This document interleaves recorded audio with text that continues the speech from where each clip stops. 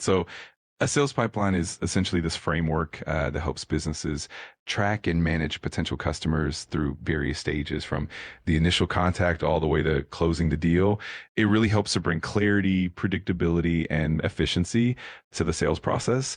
Plus, it, lets you identify bottlenecks and improve conversion rates and ultimately drive more revenue. It's definitely a powerful tool for any sales team. Okay, and how would one successfully use this in order to benefit their own business? Yeah, definitely. So to make the most out of a sales pipeline, you want to start by clearly defining each stage of your sales process, like from lead generation to qualification to proposal and finally closing. And you want to consistently track and update the status of each lead as they move through those stages. It also helps to use a CRM system for keep everything organized and to analyze data so you can see where you might improve. And of course, ongoing training and refinement are key to making sure the pipeline stays effective. Okay, that does make more sense. That is something I am a little bit more familiar with as well.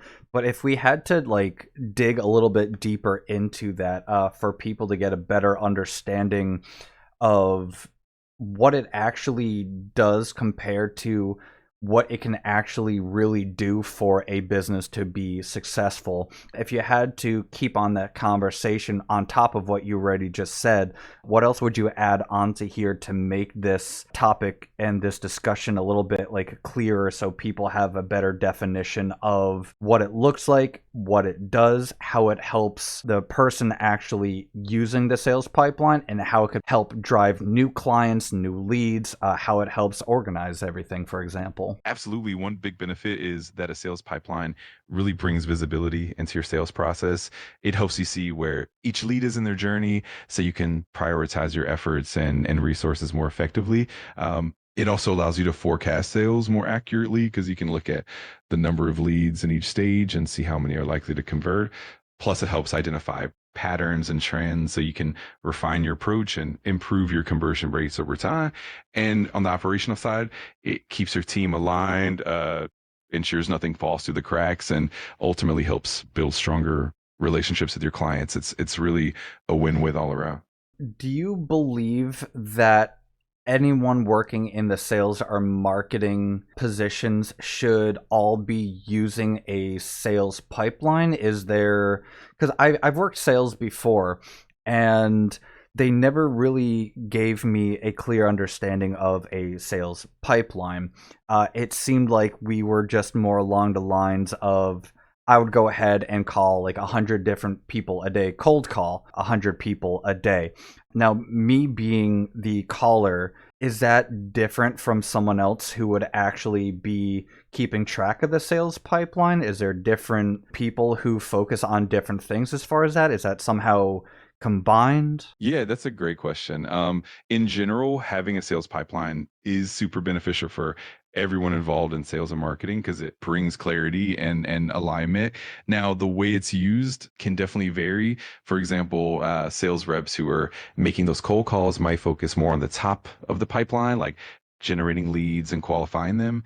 On the other hand, sales managers or marketers might use the pipeline to analyze performance, identify bottlenecks, and refine strategies. So it is kind of a team effort, and the pipeline can be adapted for different roles. Ultimately, it all comes together to keep everything organized and efficient. Okay, and as far as sales manager goes, and like you said, managing and taking a better look at the pipeline in general, what tactics do they normally use to keep everything running smoothly?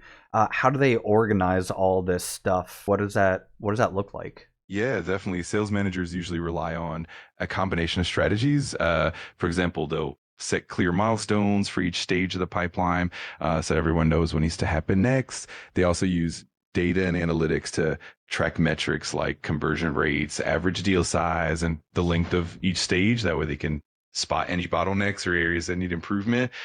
They also often hold regular check-ins or pipeline reviews with their team to keep everyone accountable and aligned.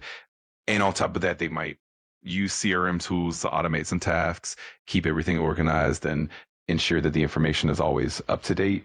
It's really about creating a structured transparent process that everyone could follow. Okay. Can you give me an example of if someone were to, let's say we are selling a product, I myself decided to go ahead and cold call someone to try to go ahead and sell them said product. Where obviously I wouldn't be the one selling it to them. I would just I'd be the hook to try to get them interested in that. So from starting from me giving the phone call, how do you think the conversation should be played out? And then I want two different scenarios here. One, I want where the person I call is interested in the product I have to offer, and then how would that work throughout the sales pipeline? And I kind of want a better look of how that would look like a stage by stage process. And then the second portion of this, I would like it if they were to decline the offer. But once again, how would that work within the sales pipeline? Absolutely. That sounds like a great example. So let's say you start with that initial cold call. In the first scenario, if the prospect is interested, then the pipeline would move them into the qualification stage. This means you gather more information about their needs, their pain points, and their budget. Once you qualify them, you move them to the next stage, like presenting a proposal or a demo. If they show continued interest, you move them closer to the negotiation, and then finally to closing the deal. And then after closing, you move them into a post-sale stage where you ensure smooth onboarding and continued support. In the second scenario, if the prospect declines, then they'd move into a different part of the pipeline, like a nurture or follow-up stage. This means you might keep in touch periodically, send them useful information, and maybe even revisit them in the future. This ensures that you don't lose that lead completely, and you keep the door open for future opportunities. So overall, it's all about guiding that lead through the process and keeping everything organized and responsive. Okay, I do like that. So I kind of want to work a little bit more along the lines of someone declined your offer for whatever it is that you had to sell. What would be some good tactics, in your opinion, be to actually get them re-engaged in it? Obviously, a lot of them wouldn't want like another phone call or anything like that. But like, what are some other unique ways to bring them back into the engaged state and then maybe go potentially into the qualifying states as well for the pipeline? Absolutely, yeah. Keeping that engagement alive is definitely important. One great tactic is to provide valuable content, like sharing industry insights, helpful articles, or even case studies that relate to their needs. Another approach is to engage them through social media, sharing relevant updates, or even interacting with their posts. You can also consider nurturing through email campaigns, like sending them newsletters or special offers that might pique their interest.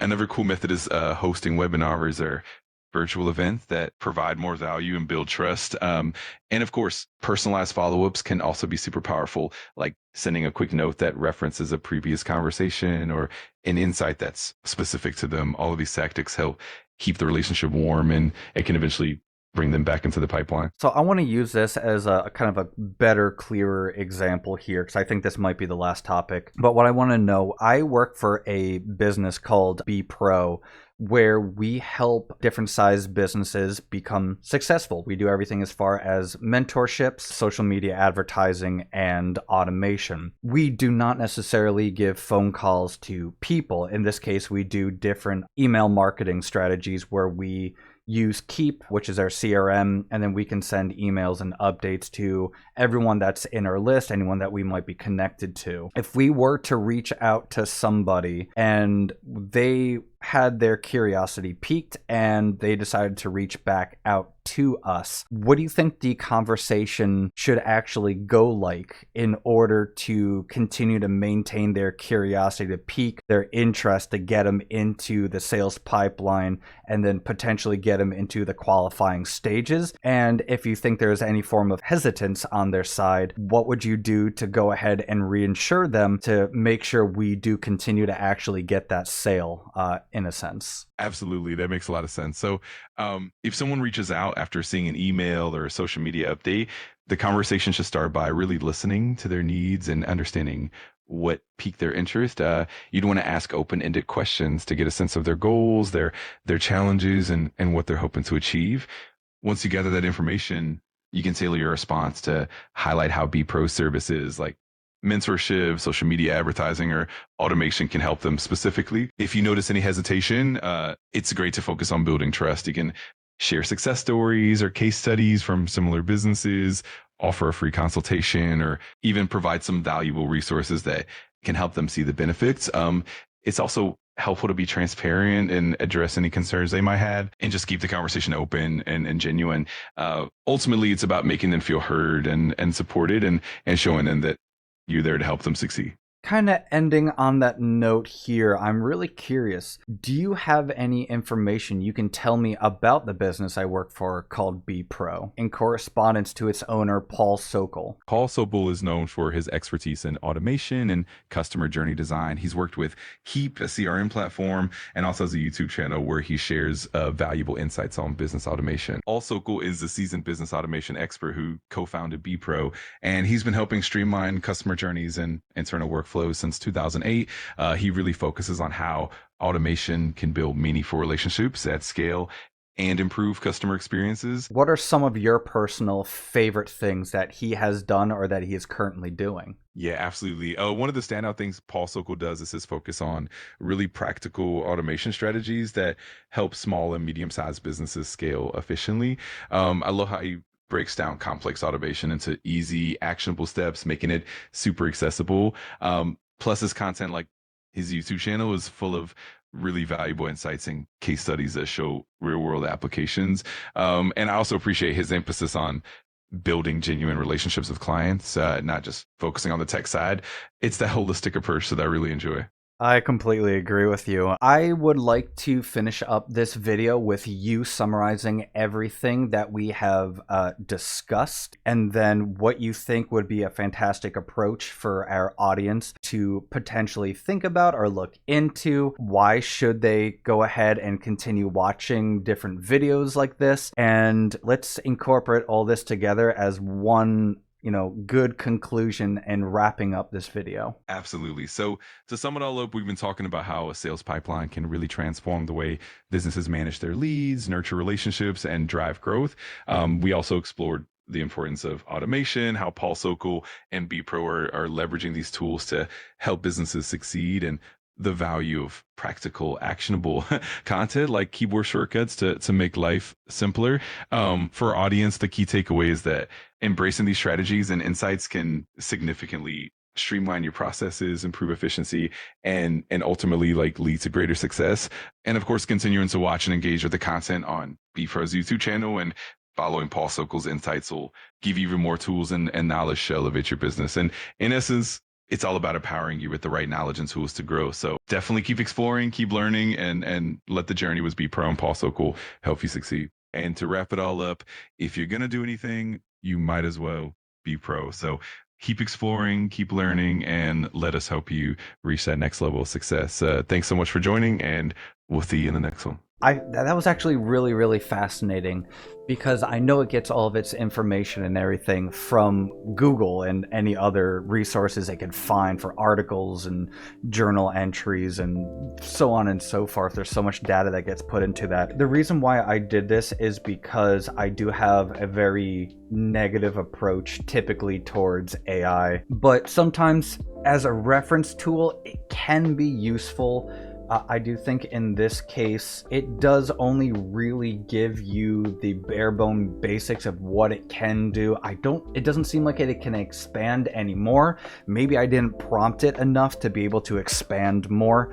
Maybe different AIs do operate and form in different ways. Within that conversation, it definitely does seem like ChatGPT is either always in agreement with you or always tries to find a perfect middle ground. It doesn't seem like it can be in like one extreme or the other. Once again, I don't know if that's a prompting thing, if there's a way, like a workaround with that in order for that conversation to be like a proper conversation with a person, which I'm kind of glad it's not at the same time, because if Paul was here and we were talking about this, he would probably say yes within the very bare bone basics, like dumbed down version, if I were to phrase it for him in a way. This is kind of in a sense of what it is, but it's a lot more than this, and there's a lot more ways to leverage all these different ideas and tactics and integrations and whatever we do. There's so much more than just what it has to provide, because it's only given kind of like a compiled source of information and doesn't seem like it can just really open up an outside of the box with these experiences, which is why humans, I don't think, are going to be replaced by AI, especially in workflow like this, because if you know what you're doing, you're always going to be more professional than AI. AI should only be used as a reference tool, maybe to guide you in a different direction you maybe weren't thinking about before. Maybe it can leverage some more creativity on ideas on literally anything. But that's all I believe it should be used for, is just building ideas and thoughts and brainstorming, taking those ideas and just making it your own. There is definitely a place where we are leaning more heavily into just incorporating AI into everything. We're just saying, hey, it's doing the thinking for me, I don't need to think anymore. That approach, one, terrifies me, and two, I think that's just pointless. I think this was a good approach into saying it's not wrong, but it's not perfect. I think there definitely can be a good relationship between AI if used correctly, but we have to humanize the experience no matter what we do when we are using AI. I definitely think we are using it incorrectly, or at least not all of us, but a good chunk of it sadly is. But I hope you guys found this video interesting. Thank you guys so much for watching. I'll see you in whatever the next video might be.